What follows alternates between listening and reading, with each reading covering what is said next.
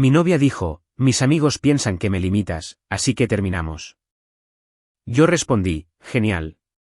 Entonces ve con ellos. La forma en que todos se le quedaron viendo después de que me fui me lo dijo todo. Mi novia me miró fijamente a los ojos y dijo, mis amigas creen que me limitas, así que terminamos. Y yo simplemente la miré durante unos 3 segundos antes de responder, genial, entonces ve y únete a ellas. El silencio que siguió fue tan denso que se podía cortar con un cuchillo, porque todo su grupo de amigas estaba sentado justo allí en la mesa, observando cómo se desarrollaba esto como si fuera algún tipo de final de reality show que habían estado esperando. La forma en que sus caras cambiaron de una confianza engreída a un shock total me dijo todo lo que necesitaba saber sobre quién había estado dirigiendo realmente nuestra relación durante los últimos 6 meses. Soy analista de ciberseguridad, lo que significa que paso mis días observando patrones, identificando amenazas y resolviendo problemas con lógica en lugar de emoción. Y eso es exactamente lo que me etiquetó como emocionalmente no disponible, por personas que nunca se molestaron en conocerme de verdad. Soy el tipo que llega a tiempo, recuerda fechas importantes, pregunta cómo te fue en el día y realmente escucha la respuesta.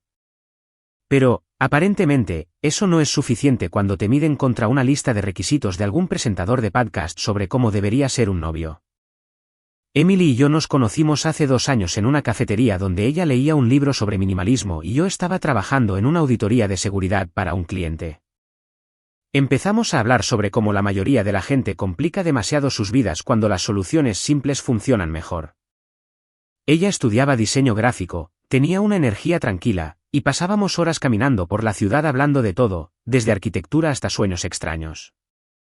Y se sentía real de una manera que no necesitaba historias de Instagram ni validación constante de extraños.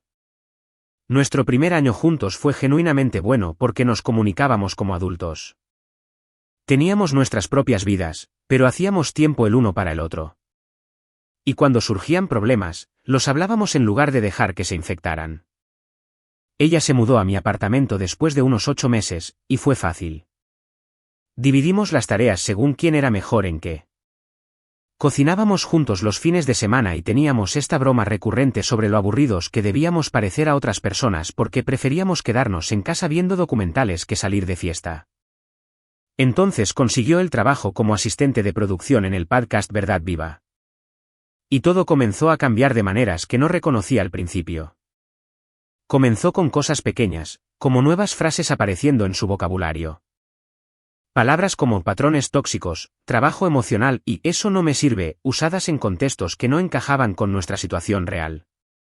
Recuerdo la primera vez que llegó a casa y me dijo que necesitábamos tener una conversación sobre límites y dije, vale, ¿qué pasa? Y ella sacó su teléfono y comenzó a leer notas que había tomado durante una grabación del podcast sobre banderas rojas en las relaciones. Escuché todo y luego le pregunté cuál de esas banderas rojas había visto realmente en nuestra relación, se quedó callada y dijo que solo estaba tratando de ser proactiva. Mirando hacia atrás, esa debería haber sido mi primera señal de advertencia real, pero pensé que solo estaba emocionada por el trabajo y tratando de aplicar lo que estaba aprendiendo. El podcast en sí estaba dirigido por una mujer llamada Rachel, que había construido toda una marca ayudando a las mujeres a identificar la manipulación y defenderse, lo cual suena genial en papel hasta que te das cuenta de que la fórmula del programa era básicamente tomar la fricción normal de una relación y reempaquetarla como abuso. Cada episodio seguía el mismo patrón donde leían envíos anónimos, los analizaban a través del lente menos caritativo posible y luego celebraban a las mujeres que dejaban a sus parejas por cosas como, él quería discutir el presupuesto antes de comprar un coche nuevo o me pidió que le enviara un mensaje de texto cuando llegara a casa a salvo. Su audiencia lo devoraba porque el programa las hacía sentir empoderadas al ver banderas rojas en todas partes. Y la sección de comentarios siempre estaba llena de personas compartiendo sus propias historias sobre cómo finalmente habían dejado a su novio que cometió crímenes como estar cansado después del trabajo o obtener opiniones sobre los planes para la cena. Emily comenzó a invitarme a las grabaciones en vivo que ocurrían 2 veces al mes en un local del centro, y fui porque quería apoyar su carrera, aunque toda la vibra me incomodaba. La primera vez que aparecí, todo el equipo de producción me miró como si estuvieran estudiando un espécimen. Y durante el descanso, Rachel se acercó, se presentó e inmediatamente preguntó qué hacía yo. Le dije, ciberseguridad y ella puso una sonrisa y dijo, oh, así que eres analítico. Eso debe ser un desafío para Emily. Como si ser bueno en mi trabajo fuera de alguna manera un defecto de personalidad. Solo asentí y dije, hacemos que funcione. Y ella me palmeó el brazo y se alejó. Más tarde, Emily me dijo que Rachel pensaba que yo parecía reservado, lo cual aparentemente era código para emocionalmente no disponible. Después de esa grabación, caminábamos hacia el coche y Emily dijo, ellas piensan que eres emocionalmente inaccesible. Le pregunté qué pensaba ella y dudó el tiempo suficiente para que yo supiera que había estado discutiendo sobre mí con ellas. Finalmente dijo que no, que ella no pensaba eso, pero que podía ver de dónde venían porque yo no siempre expresaba mis sentimientos de maneras obvias. Le recordé que literalmente había pasado 4 horas la semana anterior ayudándola a rediseñar su sitio web de portafolio y escuchándola estresarse por un cliente difícil. Pero aparentemente eso no contaba como disponibilidad emocional en su marco de referencia. La dinámica comenzó a cambiar rápido después de eso porque, de repente, cada interacción normal que teníamos estaba siendo filtrada a través de este lente de si constituía una bandera roja o un comportamiento saludable. Sugería que nos quedáramos en casa el viernes porque tenía que desplegar un parche de seguridad temprano en la mañana y ella me acusaba de aislarla de sus amigos. Le preguntaba si quería hablar sobre por qué parecía estresada y ella decía que yo estaba exigiendo trabajo emocional. Planeaba un viaje de fin de semana a Tahoe porque a ambos nos encantaba el senderismo y ella cuestionaba si yo estaba tratando de controlar nuestro horario. Nada de lo que hacía era ya una cosa normal que hace una persona. Todo era evidencia de algún patrón más profundo que necesitaba ser examinado y discutido con sus amigas, quienes ni siquiera habían tenido una conversación real conmigo. La parte realmente loca fue verla adoptar su estilo de hablar. Llegaba a casa y usaba estas oraciones de terapia perfectamente construidas que no sonaban nada a como solía hablar. Decía cosas como, estoy notando un patrón donde centras tu propia comodidad sobre mis necesidades, cuando le preguntaba si podíamos bajar el volumen de la televisión porque estaba en una llamada de trabajo. Y yo simplemente la miraba preguntándome a dónde se había ido mi novia y quién era esta persona leyendo un guión. Intenté hablar con ella sobre esto varias veces. Le pregunté si sentía que se estaba perdiendo un poco a sí misma en este nuevo trabajo. Y ella inmediatamente se ponía a la defensiva y decía que yo estaba amenazado por su crecimiento, como si ella hubiera sido una persona incompleta antes y solo ahora se estuviera convirtiendo en su verdadero ser analizando nuestra relación hasta la muerte con personas que decidieron que yo era el villano antes de conocerme. El equipo de producción también comenzó a aparecer más en nuestras vidas. Estábamos en un bar y de repente Rachel y otras 2 mujeres del podcast aparecían, Emily se iluminaba y yo me volvía invisible. Hablaban sobre episodios recientes y compartían historias sobre sus propias relaciones. Y cada historia terminaba con ellas dándose cuenta de que su novio era manipulador y dejándolo. Y todas se felicitaban mutuamente como si escapar fuera el único resultado aceptable para cualquier relación que requiriera trabajo real. Yo me sentaba allí tomando una cerveza y viendo a Emily reírse de sus chistes y asentir a sus teorías. Y podía sentirla alejándose hacia este mundo donde yo ya había sido condenado por crímenes que no cometí. Una noche, unos 4 meses después de comenzar su trabajo en el podcast, se suponía que cenaríamos juntos, solo nosotros, algo que no habíamos hecho en semanas porque ella siempre estaba trabajando hasta tarde o reuniéndose con el equipo de producción. Hice reservaciones en este lugar italiano que le encantaba y llegué a casa temprano para cambiarme. Cuando ella entró, inmediatamente dijo, Rachel y el equipo quieren ir por unas copas esta noche. ¿Te parece bien si reprogramamos? La miré y dije, teníamos estos planes desde hace 2 semanas. Y ella puso esta expresión como si le hubiera pedido que eligiera entre sus amigas y yo. Dijo, mira, a esto se refieren. Me haces sentir culpable por tener una vida social. Le dije que querer tener una cena juntos después de apenas vernos no era hacerla sentir culpable. Era simplemente mantenimiento básico de la relación. Pero ella ya les estaba enviando mensajes de texto diciendo que estaría allí. Terminé yendo al restaurante solo, me senté en la mesa con 2 menús y comí en silencio mientras el camarero intentaba con todas sus fuerzas fingir que esto no era deprimente. Esa fue la noche en que me di cuenta de que ya no estaba saliendo con Emily. Estaba saliendo con la versión de podcast de quien ellas pensaban que ella debería ser. Y esa persona ya había decidido que yo era el problema. Sin embargo, todavía no sabía la peor parte. No sabía que nuestras conversaciones privadas, mis mensajes de texto e incluso mi horario de trabajo se habían convertido en contenido para su chat grupal. Materia prima que estaban analizando como si yo fuera algún tipo de estudio de caso en tácticas de manipulación. No sabía que cada palabra que le decía en privado estaba siendo capturada en pantalla y diseccionada por personas que nunca habían hablado conmigo más allá de una charla superficial en las grabaciones. Y definitivamente no sabía que estaban catalogando todo en categorías como intentos de aislamiento, generación de culpa y control financiero. Todo lo que sabía era que la mujer que amaba estaba desapareciendo y siendo reemplazada por alguien que me veía como un problema a resolver en lugar de un socio con quien construir una vida. Y no tenía idea de cuánto peor estaba a punto de ponerse.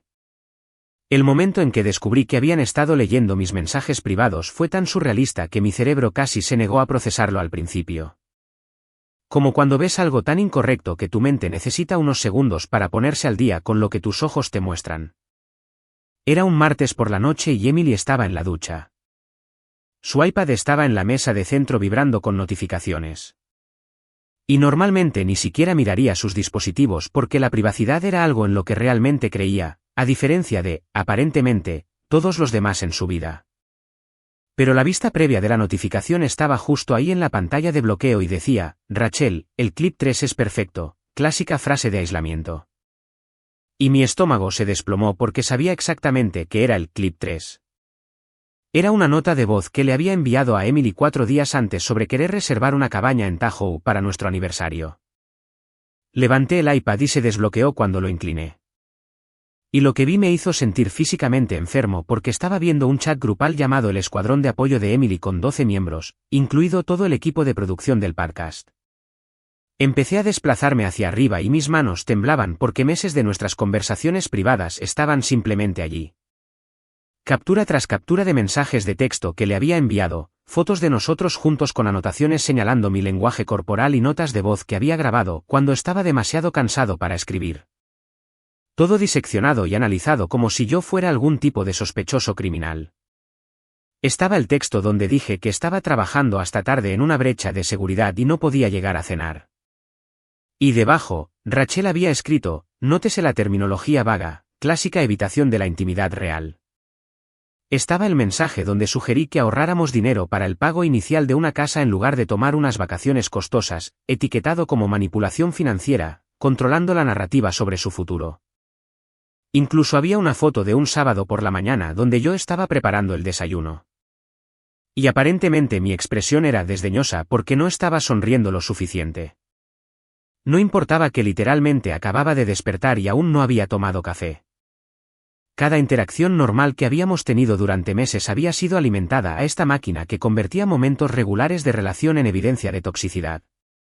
Y lo que lo hizo peor fue ver las respuestas de Emily en el chat, donde agregaba contexto, pero siempre de una manera que me hacía ver peor. Escribía cosas como, dice que está cansado, pero creo que simplemente no quiere involucrarse emocionalmente. O, planeó todo este viaje sin preguntar qué quería yo, cuando la realidad era que literalmente le había enviado 3 opciones de cabañas diferentes y le pedí que eligiera su favorita. El chat se remontaba a 6 meses atrás, casi a la semana exacta en que comenzó a trabajar en el podcast, y podía rastrear el cambio en su lenguaje en tiempo real mientras pasaba de defenderme a cuestionar todo lo que hacía, para finalmente aceptar su interpretación de mis acciones sin rechistar. Hubo un intercambio donde le envié un mensaje de texto durante una reunión de trabajo diciendo que la extrañaba y deseaba estar en casa. Solo un mensaje dulce y normal. Y alguien llamada Sara había respondido en el chat grupal, bombardeo de amor después de un periodo de distancia emocional, ciclo de libro de texto. Y Emily había respondido con un emoji de pensamiento en lugar de decirles que estaban locas. Me senté allí en el sofá leyendo meses de mi vida siendo convertidos en contenido para personas que parecían creer genuinamente que cualquier hombre que no estuviera actuando feliz cada segundo era secretamente abusivo. Y la peor parte fue que ni siquiera podía enojarme, porque la ira solo probaría su punto. Escuché que la ducha se cerraba y supe que tenía tal vez 2 minutos antes de que Emily saliera. Así que tomé capturas de pantalla de todo, me las envié a mí mismo, borré los mensajes enviados desde su iPad y lo puse de nuevo exactamente donde estaba. Mis manos todavía temblaban cuando ella entró a la sala en su bata de baño preguntando qué quería para cenar, y simplemente la miré y dije que necesitábamos hablar sobre privacidad y límites. Y vi cómo su cara cambiaba a esta expresión defensiva antes de que siquiera explicara a qué me refería. Inmediatamente preguntó si había revisado su teléfono y le dije que no vi una notificación en su iPad que me preocupó y ella lo agarró de la mesa como si hubiera amenazado con romperlo. Le pregunté directamente si había estado compartiendo nuestras conversaciones privadas con el equipo del podcast y se quedó muy quieta, y esa quietud me dijo todo antes de que abriera la boca. Dijo, me están ayudando a ver patrones que no podía ver por mi cuenta. Y le pregunté qué patrones exactamente y comenzó a enumerar cosas de esta manera ensayada que no sonaba nada a su voz real. Dijo que tenía el hábito de hacer planes sin consultarla, que usaba el trabajo como excusa para evitar conversaciones emocionales, que la hacía sentir culpable por pasar tiempo con amigos, y cada punto era algo sacado directamente de un episodio de podcast que les había escuchado grabar. Le pedí ejemplos específicos con fechas y contextos, y no pudo darme ninguno. Solo seguía hablando en estas generalizaciones amplias sobre patrones y banderas rojas y cosas que se sentían manipuladoras, incluso si no podía explicar por qué. Le dije que compartir mis mensajes de texto y notas de voz con una docena de extraños sin mi consentimiento era una violación real de la privacidad. No solo un sentimiento, sino una cosa real que sucedió. Y ella dijo, Rachel dice que tu redacción es manipuladora. Como si esa fuera una respuesta. Simplemente la miré porque en ese momento me di cuenta de que ya no estaba hablando con mi novia. Estaba hablando con un comité. Cada palabra que dijera iba a ser reportada, analizada y usada como evidencia en un caso por el que ni siquiera sabía que estaba siendo juzgado. Ella continuó, me dijo que el chat grupal era un espacio seguro para procesar sus sentimientos que yo no podía entender porque nunca me habían hecho luz de gaslighting, de la manera en que a ella en relaciones pasadas. Y quise señalar que había estado allí para cada historia sobre su difícil ex y nunca había compartido esos momentos privados con nadie. Pero no tenía sentido, porque ella ya había decidido que mi expectativa de privacidad básica era solo otra forma de control, otra bandera roja, otra razón por la que tenían razón sobre mí todo el tiempo. Le pregunté si entendía que todo lo que le contaba en confianza, cada momento vulnerable, cada pensamiento privado era ahora entretenimiento para personas que no me conocían y que ya habían decidido que yo era el villano. Y ella dijo, no son extrañas. Son mi sistema de apoyo. Le dije que un sistema de apoyo no requiere capturas de pantalla y análisis forense de mensajes de texto. Requiere conversación real y confianza. Y ella me miró con esta expresión que era pura retórica de podcast y dijo, solo estás molesto porque ya no puedes controlar la narrativa. La conversación dio vueltas durante otros 20 minutos. Ella hablando en frases prestadas y yo tratando de explicar que la privacidad no es control, hasta que finalmente dejé de hablar porque me di cuenta de que nada de lo que dijera importaría. Ella había estado marinándose en este entorno donde cada hombre era sospechoso y cada límite era opresión durante tanto tiempo que no podía ver lo completamente loco que era tratar a tu pareja como un sujeto de investigación. Me fui a dormir esa noche a la habitación de invitados porque no podía soportar estar cerca de ella. Y me acosté allí en la oscuridad pensando en cómo cada palabra que había dicho esa noche probablemente ya estaba escrita en ese chat grupal con comentarios sobre mi comportamiento defensivo e incapacidad para asumir responsabilidad. Pensé en todas las veces que la había consolado cuando estaba estresada. Todas las pequeñas cosas que hice para facilitarle la vida. Todas las formas en que había estado presente de manera consistente y confiable, y como nada de eso importaba porque no era lo suficientemente performativo para una audiencia que necesitaba que yo fuera un villano. A la mañana siguiente, ella se había ido antes de que yo despertara. Y alrededor del mediodía, recibí un mensaje de texto que solo decía, necesitamos hablar. 7 de la tarde Bar Madrona. Y supe exactamente lo que venía porque no programas una conversación de ruptura en un lugar público a menos que quieras testigos o tengas miedo de la reacción de la otra persona. Respondí seguro y pasé el resto del día trabajando desde casa, terminando una auditoría de seguridad y asegurándome de que mi vida profesional fuera sólida porque sabía que mi vida personal estaba a punto de implosionar y quería al menos un área de estabilidad. Ya no estaba enojado. Ni siquiera estaba herido realmente. Solo estaba agotado por meses de ser tratado como un sospechoso en mi propia relación. Y honestamente, parte de mí se sentía aliviado de que finalmente fuera a terminar. Llegué al Madrona a las 6:55 porque llegar tarde obviamente sería otra bandera roja. Y Emily ya estaba allí en una mesa de la esquina, con 3 de sus amigas del podcast sentadas en la barra fingiendo que no estaban mirando. Y me di cuenta de que esto no iba a ser una conversación en absoluto. Iba a ser una actuación con una audiencia lista para validar lo que ella dijera. Me senté frente a Emily en esa mesa de la esquina e inmediatamente noté que tenía fichas, tarjetas de notas, frente a ella. Fichas físicas reales, como si estuviera a punto de dar una presentación. Y ahí fue cuando supe que esto no iba a ser una conversación real. Ella comenzó a hablar incluso antes de que yo pidiera una bebida. Usando esa misma voz de terapia que había reemplazado su personalidad real, diciéndome que había estado haciendo mucha reflexión y se dio cuenta de que nuestra relación se había vuelto insalubre para su crecimiento. Solo escuché y observé cómo miraba las tarjetas cada pocos segundos. Y cuando hizo una pausa, le pedí que me diera un ejemplo específico de algo insalubre que yo hubiera hecho. Solo un momento concreto con contexto. Y ella buscó torpemente entre sus tarjetas pareciendo cada vez más frustrada. Dijo que las cosas se sentían mal y que la dinámica estaba apagada y que había estado caminando sobre cáscaras de huevo. Pero cuando le pregunté cuándo específicamente se había sentido así, no pudo responder, solo seguía dando vueltas a sentimientos y patrones y cosas que Rachel le había ayudado a identificar. Podía ver a sus amigas en la barra inclinándose e intentando escuchar. Y me di cuenta de que probablemente habían ayudado a escribir esas fichas, probablemente pasaron horas elaborando este guión para que ella lo siguiera.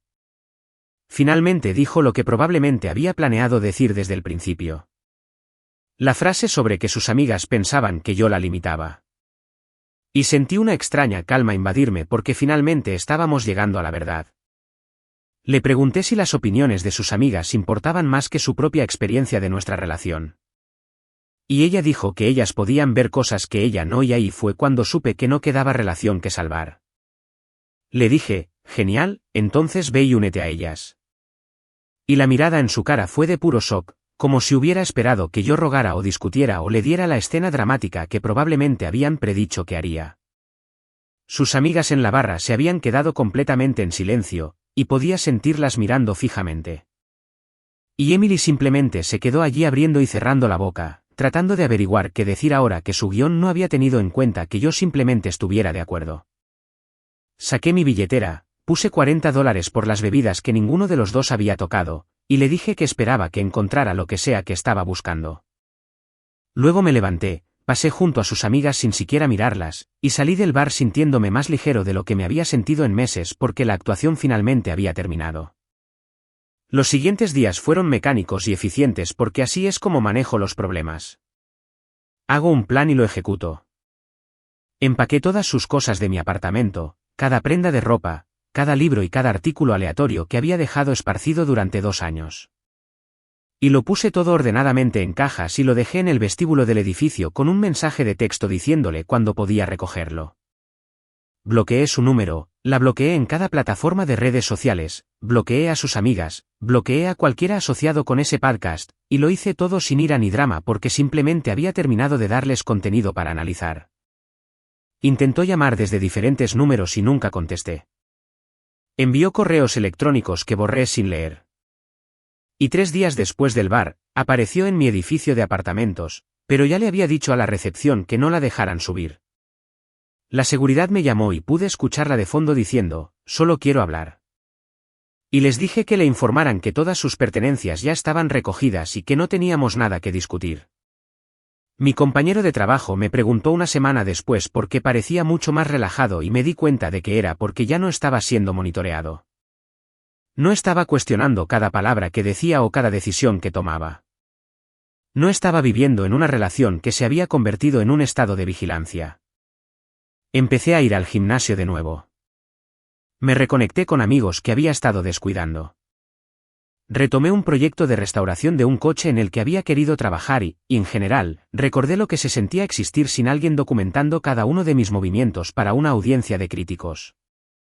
Unos 2 meses después de la ruptura, mi amigo me envió un enlace a un episodio de podcast titulado Cuando tú eres la bandera roja. Y supe de inmediato que era sobre mí, aunque no usaron mi nombre.